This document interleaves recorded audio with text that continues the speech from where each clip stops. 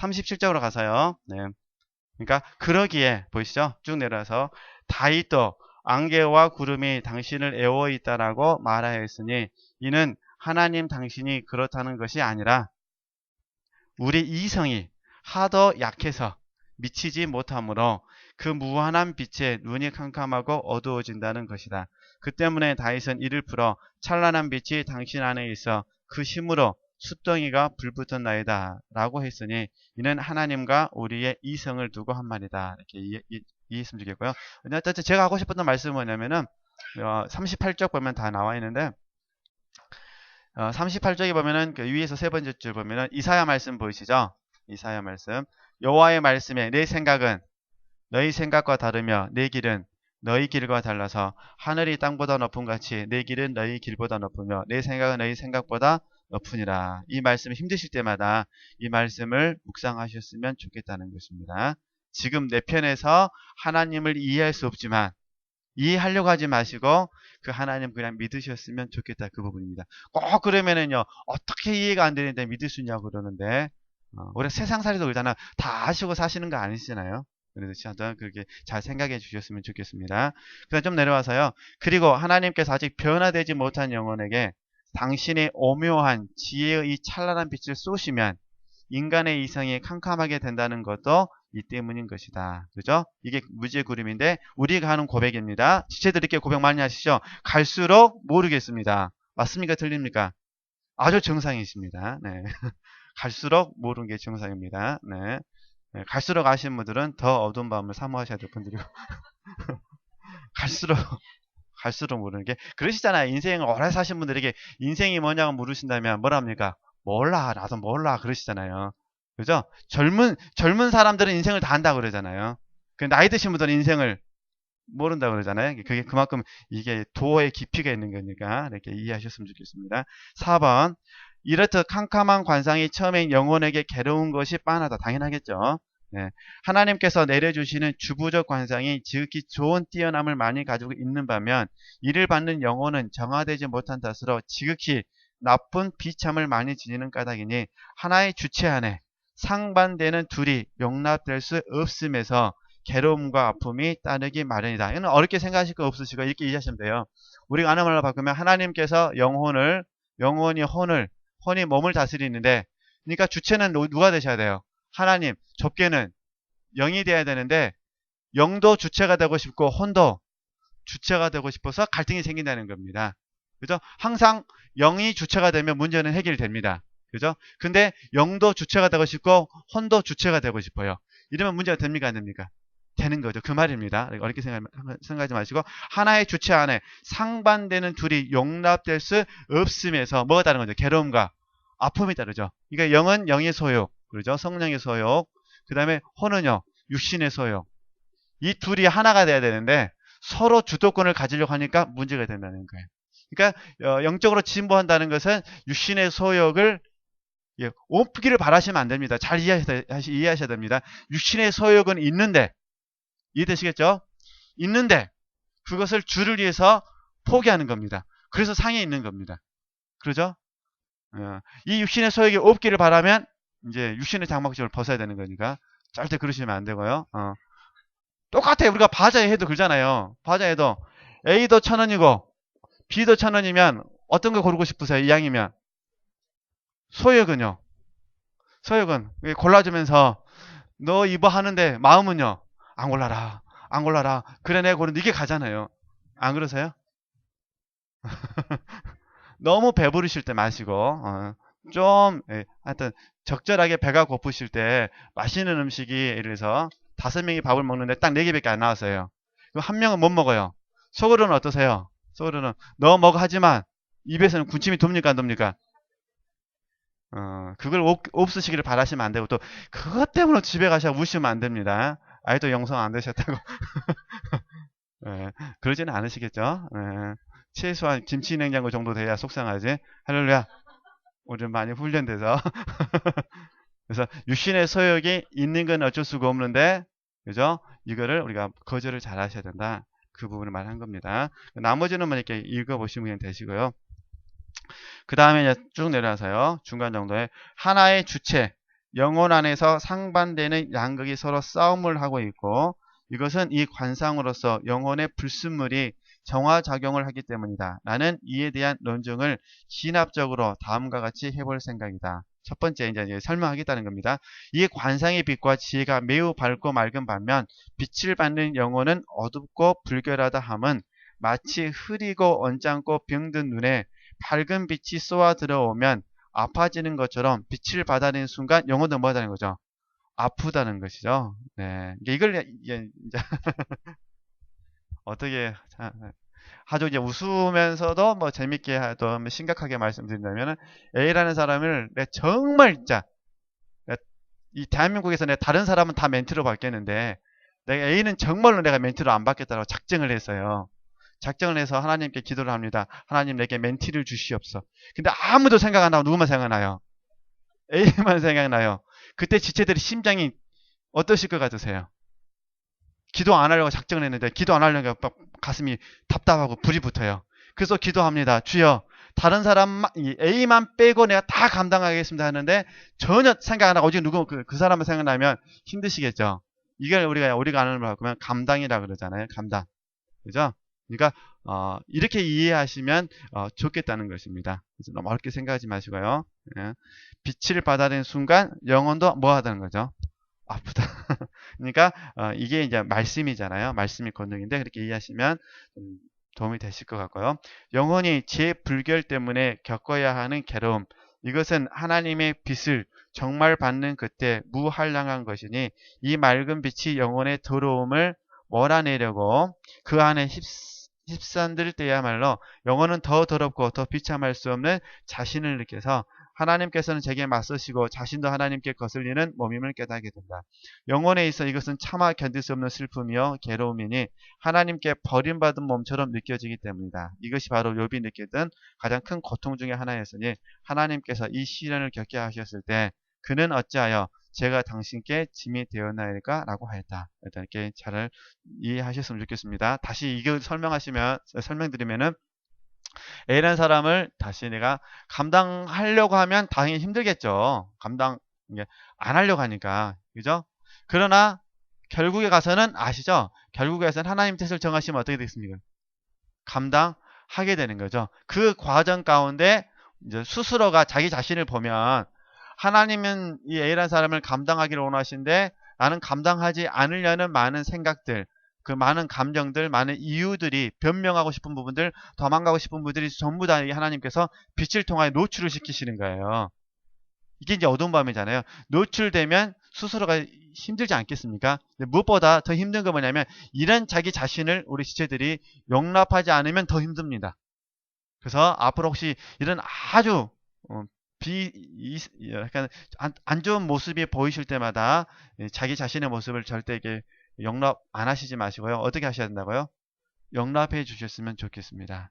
그래서 그런 모습을 사랑해 주시고 자기 사랑이 아니라 그런 부분들을 주 안에서 용납하시고 그럼에도 불구하고 나를 사랑하신 하나님, 그럼에도 불구하고 내게 부득불 이 일을 맡기신 하나님께 감사하면서 우리가 감당하겠습니다라고 선언하시면 이런 부분은 다시 싹 어떻게 없어지신다. 그 부분입니다. 그래서 힘드실 때마다 에라 모르겠다. 뭐 하시면 좋겠어요? 내가 하겠습니다. 할렐루야. 안 하겠습니다 하지 마시고 도망가겠습니다 하지 마시고 하겠습니다라고 한번 해보시면은 좀 더 마음이 편안해지실 줄로 믿습니다. 네, 그 다음에요. 좀 더 내려와서요. 그도 그럴 일이 여기의 영혼은 이 맑은 빛의 힘으로 제 불결함을 똑똑히 보고 하나님 앞에나 어느 피조물 앞에도 값이 없음을 하니 알기 때문에 이 값이 없음이란 무슨 말이냐면은 무가치함을 알기 때문이다 그 말입니다.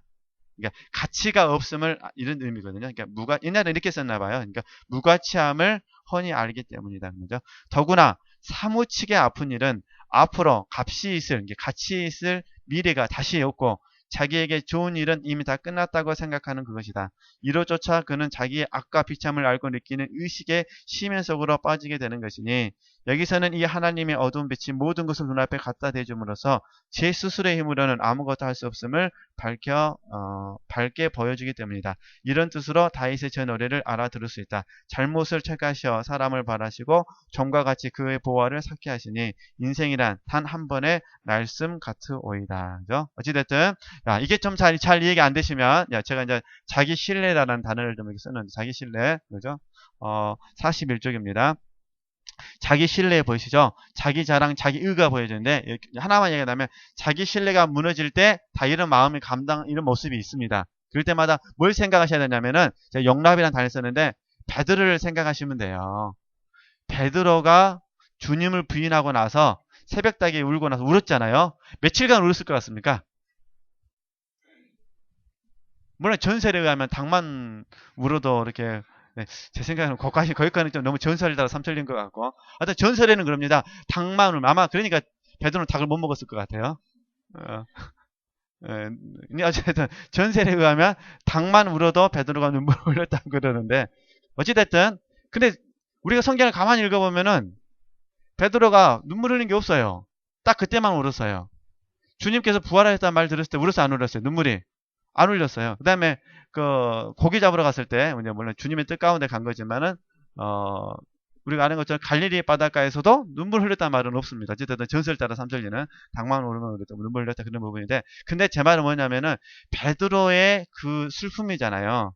얼마 자기가 미웠겠습니까? 그런데 중요한 부분은 주님께서 베드로를 절대 미워하지 않으시고 주님께서 베드로를 용납하시고 베드로에게 다시 갈릴리로 가라고 하신 분이 누구시냐? 주님이시라는 거예요. 그러니까 베드로가 그냥 자기가 갈릴리로 간 것이 아니라 주님께서 가라 해서 갔다는 겁니다. 그렇죠? 그러니까 힘드실 때마다 항상 뭘 생각하셔야 되냐면은 주님의 놀라운 그 용납하심 다시 기회를 주심을 생각하시고 그 기회를 붙잡으셨으면 좋겠다 이런 부분입니다. 그럴 때 우리 마음속에 다시 소망의 밤 빛나는 밤이 찾아온다는 거 이해하셨으면 좋겠고요. 다음 6번입니다. 이게 지금까지 첫 번째 이유를 말한 겁니다. 첫 번째 이유를 우리가 공부를 했고요. 그 다음에 이제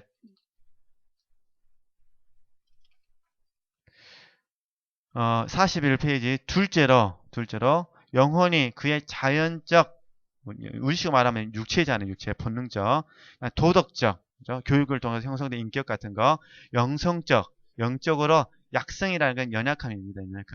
연약함 때문에 뭐 할 수 있다는 거죠. 괴로워하는 것은 다름 아니라 이 신령한 관상이 영혼을 굳세게 만들고 휘어잡을 양으로 하나의 폭력을 쓰는 까닭인데 가뜩이나 약해서 괴로운 데다가 더구나 호된 힘이 쏘아붙일 경우이면 거의 실심할 지경에 이른다.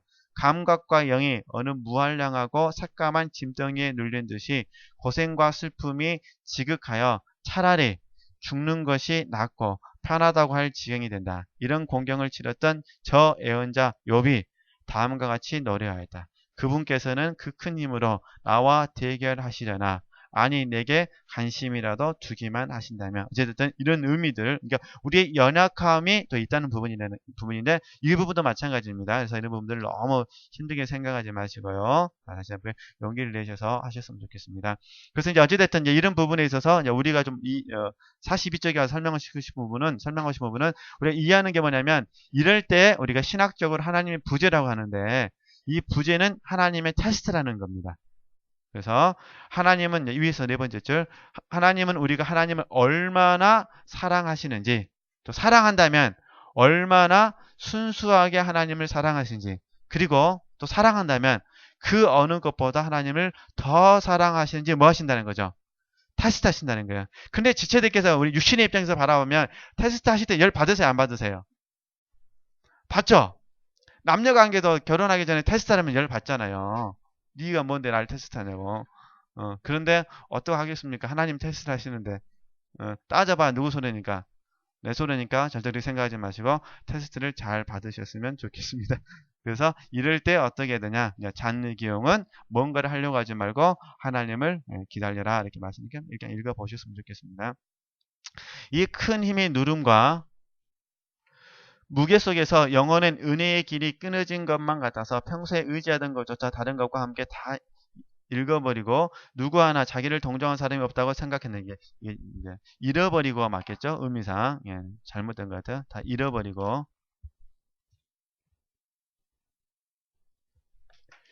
욥이 자네 나의 벗들이여 나를 불쌍히 여기게나 하나님의 손이 나를 치셨기 때문이라네 라고 한 것은 이를 두고 말함이었다. 너무나 슬프고도 이상 야릇한 일 얼마나 영혼이 무르고 더러웠으면 번디 부드럽고 고우시게 한량없는 하나님의 그 손을 여기에 영혼은 대려 거북하고 거스리게 느끼는가. 참 대단한 것 같아. 이거 어떻게 다 생각을 쓰셨는가. 그냥 짓누르거나 꼼짝 못하게 하려는 게 아니라 쓰신 분도 대단하고 번역하신 분도 대단하고 그냥 다만 손을 댈 뿐 그나마나 영혼에게 벌이 아닌 은혜를 주시려고 자비의 손길이 아니신가. 그죠?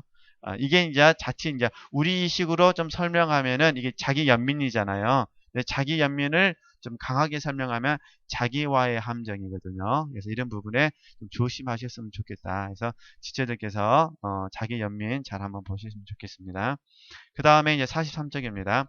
제6장 이 밤에서 영혼이 당하는 또 다른 고통 영혼이 여기서 당하는 또 그 세 번째 고통은 두 가지 극단에서 오는 것으로 이는 곧 여기서 결합되는 신적인 것과 영적인 것과 인간적인 그것이다. 신적인 극단이란 정화의 관상이고 인간적인 극단이란 영혼의 주체다. 신적인 극단은 영혼을 변화시켜 신스럽게 만들기 위하여 점령하고는 영혼이 일체가 되다시피 밀착해 있는 묵은 인간의 본성과 애집을 벗겨낸다. 하여튼 그래서 반복적인 겁니다. 그러니까 무슨 말이냐면 영혼도 변화돼야 되고 육신도 변화돼야 되는데 같이 변화가 돼야 되는데 이게 같이 가지 않으면 문제가 찾아온다. 그런 부분입니다. 이렇게 이해하셨으면 좋겠고요. 44쪽을 보도록 하겠습니다. 44쪽. 네. 조금 전에 설명했던 거 잠깐만요. 설명하려고 합니다. 자. 이게 똑같아요. 이게 어쩔 수 없는 부분이 있는 것 같아요. 이게. 자, 다시. 우리가 너무 잘하는 이야기로 해야 금방 이해하기가 쉬우시니까요. 영혼, 몸입니다. 자, 그럼 봐보세요. 우리가 잘 아는 것처럼 바울이 이게 바나바하고 선교 여행을 하면서 마가 요한을 데리고 갔습니다. 그러죠? 근데 이제 바울과 바나바하고 마가 요한이 처음에 출발했을 때 성령의 인도 기름 부으심과 그다음에 사도들 그때 당시에 함께했던 사람들에게 그 기도의 도움을 받아서 출발했을 때 바울이나 바나바나 마가 요한 같은 경우 이미 이 출발했을 당시에 영혼 몸이 완전히 하나님의 통로가 되겠다고 출발했을 것입니다. 그런데 사역을 하다 보니까 상상할 수 없는 고난을 경험하게 됩니다. 그러니까 상상할 수 없는 고난을 경험하게 되니까 마가 요한이 잘하신 것처럼 통상 향수병에 그러는데 향수병에 걸려서 돌아가 버립니다. 그죠? 그러면 이제 마가 요한의 입장에서 바라봤을 때 영 안에서는 정말 순수하게 하나님을 사랑하기 원했는데 결국 뭐가 감당해 주지 못한 겁니까? 혼이 감당해 주지 못한 겁니다. 그죠? 마가 요한의 입장에서는 바울과 바나바처럼 극복해내야 되는데 마가 요한은 이 고난을 극복하지 못하고 이 혼이 어쩌요? 혼이 이에 대해서 불순종하게 된 거죠. 그죠? 이럴 가능성이 엄청나게 우리에게도 많이 있다는 겁니다. 그래서 이런 부분을 우리가 한번 이해해 주셔서 그래서 결국은 뭐냐면 하나님께서는 어둠 밤을 통해서 영도 훈련하시키시지만 모두 훈련시키시는 거죠. 혼도 십자가를 질 수 있는 혼으로 사람으로 어떻게 되는 거죠? 혼으로 하나님께서 처리해 주시는 거죠. 그러니까 영도 순종하고 그 다음에요. 혼도 순종하고. 그러니까 영도 거룩해지고 혼도 같이 거룩해져야 되는 거죠. 그렇지 않겠습니까? 왜냐하면 실제적으로 고난을 감당한다는 것은 영이 하는 건 아니잖아요. 늘 제가 말씀드리지만 오룻밤을 때리고 넷밤을 때리라 하지만은 오룻밤, 엠밤은 영은 다 합니다. 쥐가 맞는 거 아닌데 뭐합니까? 말씀만 생각해내면 되는데 아멘! 해! 기예요! 해! 근데 누가 맞아요? 육체가 일단 아프잖아요. 아프니까 혼이 성질 나야 안 나요? 성질 나죠. 무시해야 되는데 그럼 영은 안에서 기쁩니다. 그러니까 속 사람은 기쁘고 육신은 지금 흥분돼 있고 그러니까 그 순간에 서로 변화가 잘 되어야 하는데 혼이 이제 열받아 갖고 이게 영 너 가만히 있어 하면서 열받아 갖고 자기가 주도권을 잡으면 이때가 다시 이제 어둠 밤 2가 되어서 하여튼 그래서 참 어려운 부분인 것 같습니다. 언제나 될라나 싶기도 하고 신적인 요소가 영혼 본체를 어둠의 심연 속에 삼켜버리면서 어찌나 참 난도질을 해서 바수어 놓던지 참 읽으면서 느끼는 게 너무 대단해요. 번역을 이렇게 했다는 게 영혼은 처절한 죽음을 당하듯 스스로의 비참을 맞대어 보면서 갈기갈기 찢기고 녹아나는 고통을 느끼게 된다. 그것은 마치 맹수에 잡아먹히어 그 시꺼먼 뱃속에서 자신이 없어지는 고통을 겪는 저 연하가 바다의 괴물 뱃속에 있던 것과 같은 것이다. 왜냐하면 영혼이 기다리는 영성의 부활을 위해서는 이 캄캄한 죽음의 뱃속에 있어야 하기 때문이다. 뭐 읽어보셨으면 좋겠고요. 뭐 어려운 건 아닙니다. 어려운 건 아니고 단지 우리가 이 훈련을 받는 과정 가운데 자, 우리가 이왕이면 하나님께 굴복한 것도 좋은데 이왕이면 하나님을 존경하여 순종했으면 좋겠다. 그러니까 하나님께 굴복하여 복종하는 것도 좋은데 이왕이면 뭐 했으면 좋겠다는 거죠? 하나님을 존경하여 순종했으면 좋겠다. 이거 제가 말씀을 드린 겁니다. 그러니까 근데 만약에 왜 힘드냐? 굴복이 안 되니까 힘든 거잖아요. 그러니까 굴복이 안 되니까 하나님께서 우리 생각과 마음 의지를 쳐서 쉽게 말해서 한도뼈가 부러지는 거잖아요. 한도뼈가 부러지는 순간 힘든 거잖아요. 결국 한도뼈가 부러졌다는 건 자기 신뢰가 무너졌다는 거잖아요. 그러니까 이런 부분이 이제 우리에게는 아픔으로 다가오는 건데 어찌됐든 나머지 분을 읽어보시면 어려운 건 아닌가요? 이렇게 보셨으면 좋겠고요. 그 다음에 45쪽 2번 보도록 하겠습니다. 이 고통과 고뇌가 실로 형언케 어려운 것이지만 다윗은 죽음의 민물에 이 몸은 말리우고 명부의 그물이 이 몸을 휘감았고 막다른 고원에서 하나님을 부르오라고 서술했다. 그러나 여기서 가장 사무치게 영혼이 아파하는 바는 하나님께서 자기를 미워하셔서 어둠 속에다 집어 던지셨으니 분명 버리셨다고 믿는 생각인데 사실 하나님께 버림받았다고 생각하는 것보다 더 크고 더 슬픈 고통이 영혼에게 또 없는 것이다. 이게 하나님의 부재입니다. 부재. 그래서 시편 42편 말씀 보면은 너희 하나님이 어디 있느냐 이 말 들었을 때 눈물을 흘렸다고 그러잖아요. 네. 역시 다윗도 이 정경을 몹시 슬퍼하면서 다음과 같이 말했다. 죽은 몸들 가운데 네 잠자리가 있어 마치도 피살되어 무덤에 누워있듯 당신의 기억 속에서 사라져버리고 당신의 손길에서 끊긴 몸이 되었나이다. 주는 나를 깊숙한 구덩이 속에 어둠 속 심연 속에 두셨나이다. 당신의 은호가 은호심이죠. 나를 짓누르고 은호의 센 물결이 나를 들이치나이다 라고 고백을 하면서 그 어두운 밤의 그 느낌을 설명했다는 것입니다. 그런데 여기 이제 제가 드리고 싶은 부분은 뭐냐면은 이것은 일시적인 현상 속에서 느껴질 부분이지 이게 느낌을 믿음으로 받아들이면 괜찮다는 거예요. 이해하셨죠? 그래서 이걸 우리가 지체들이 좀 더 잘 이해할 수 있는 부분이 이제 이계 목사님께서 자주 인용하시는 그 설교 본문 히브리서 말씀입니다. 나의 의인은 믿음으로 말미암아 살리라. 그걸 잘 이해하셨으면 좋겠습니다. 그죠? 히브리서 10장에 있는 말씀인데 어쨌든 그 부분을 잘 묵상하시면 됩니다. 네. 어렵게 생각하실 건 없으시고요. 그러니까 우리는 절대 느낌을 따라서는 안 되고 느낌을 거절하고 믿음을 우리는 선택해서 살아야 된다.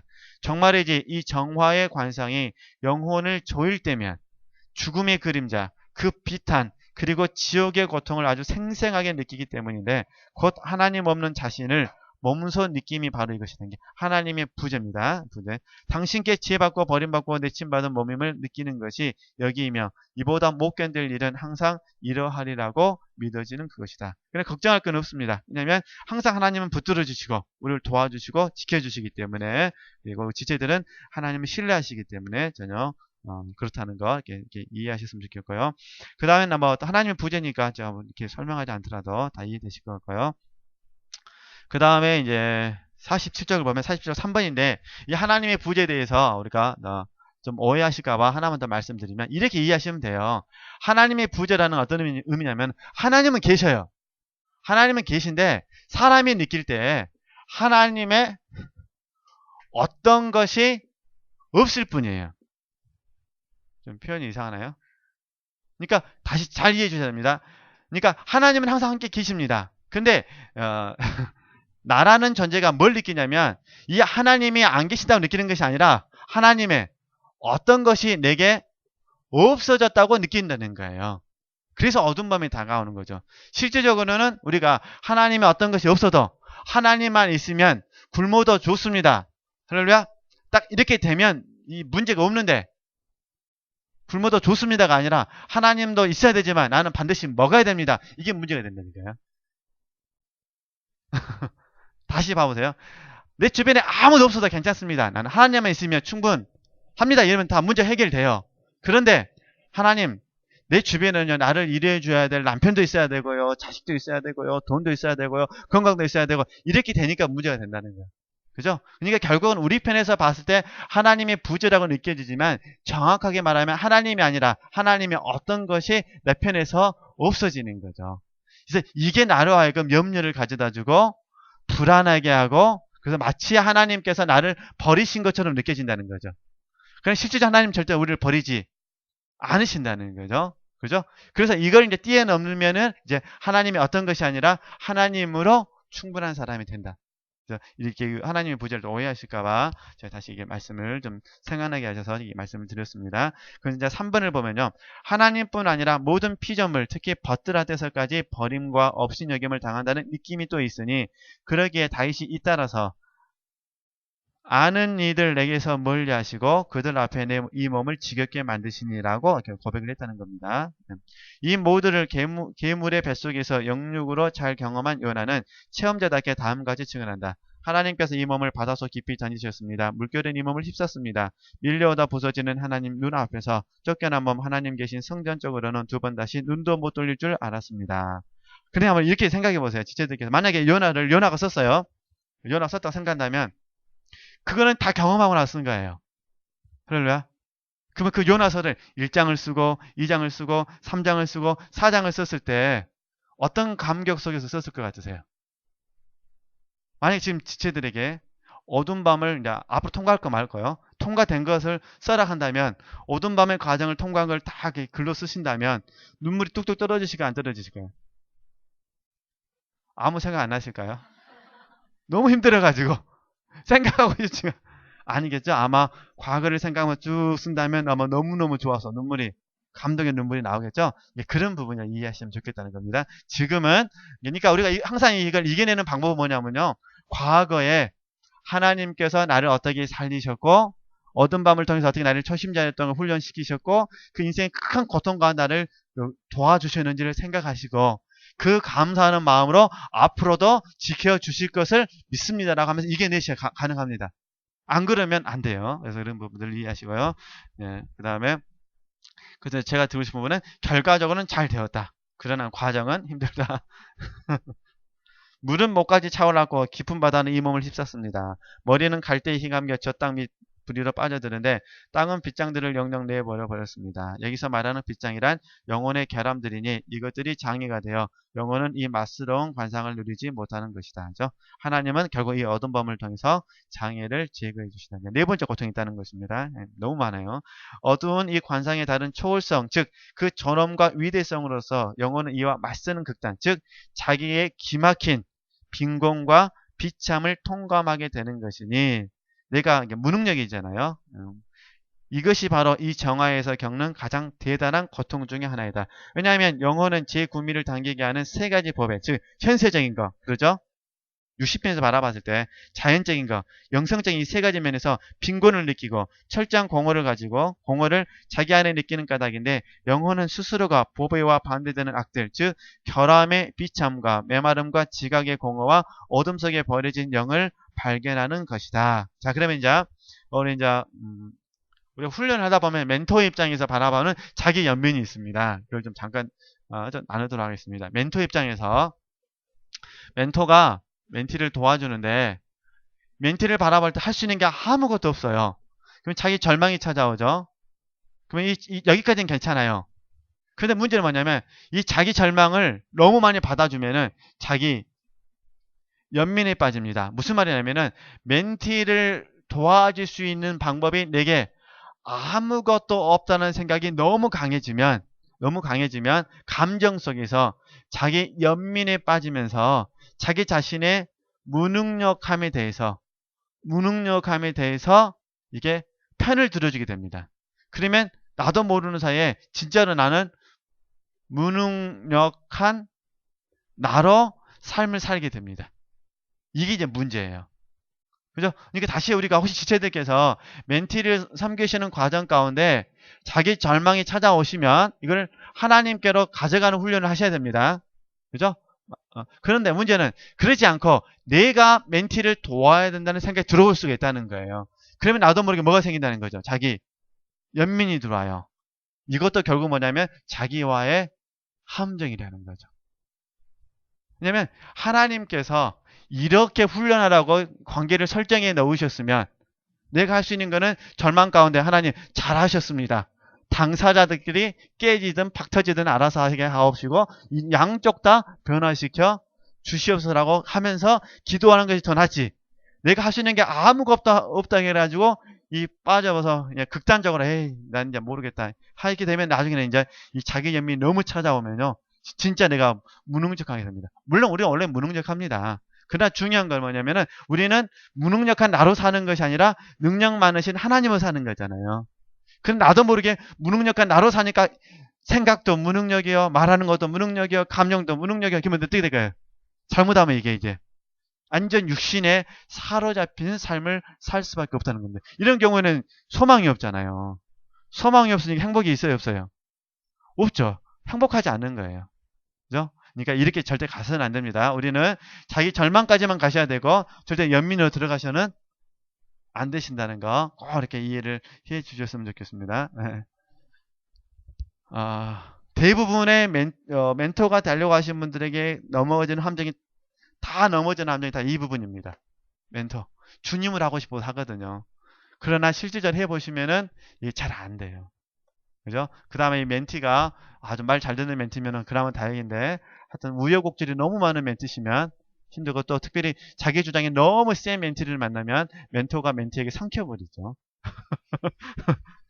그래 당연히 집에 오면 연민이 생길까요? 안 생길까요? 생기죠. 왜 저런 사람을 하나님 나를 붙이셨을까?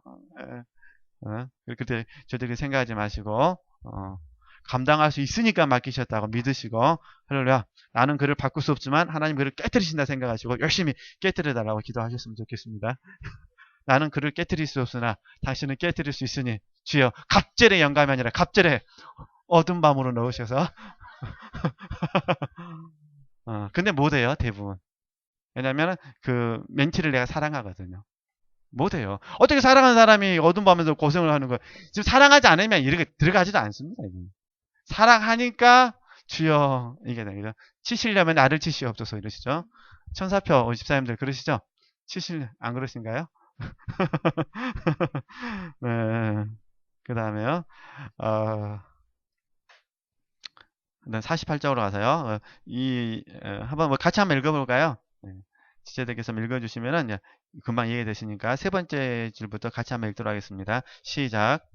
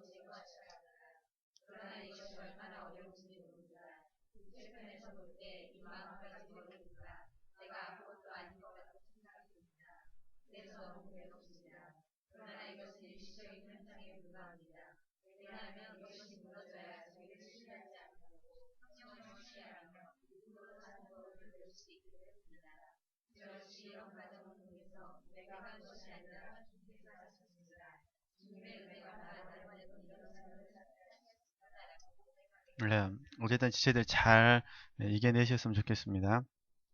하나님께서는 영혼을 그 감각적 및 영적 실체에 따라 그 내외의 능력에 따라 여기서 정화시키므로 영혼은 비워지고 가난해지고 모든 부분이 허탈해져서 바싹바싹하고 텅 비고 어둠 속에 버려져 있어야 한다.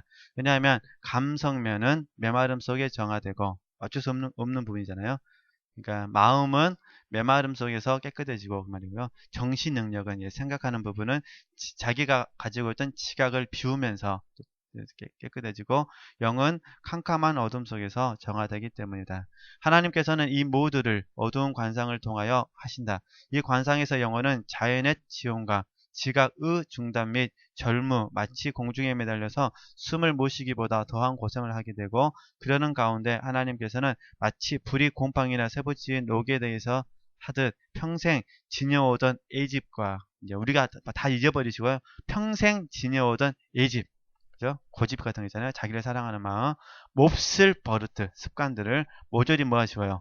없애시고 말끔히 비우셔서 영혼을 정화시키신다. 이 애집이나 습성이란 것이 영혼의 실체 안에 깊은 뿌리를 내리고 있으므로 영혼은 위에서 말한 자연 및 영성의 가난이나 공허 말고라도 심한 불안과 내적 고뇌를 치르기가 일수인데 에스겔의 말씀이야말로 이 경우를 잘 밝혀준다.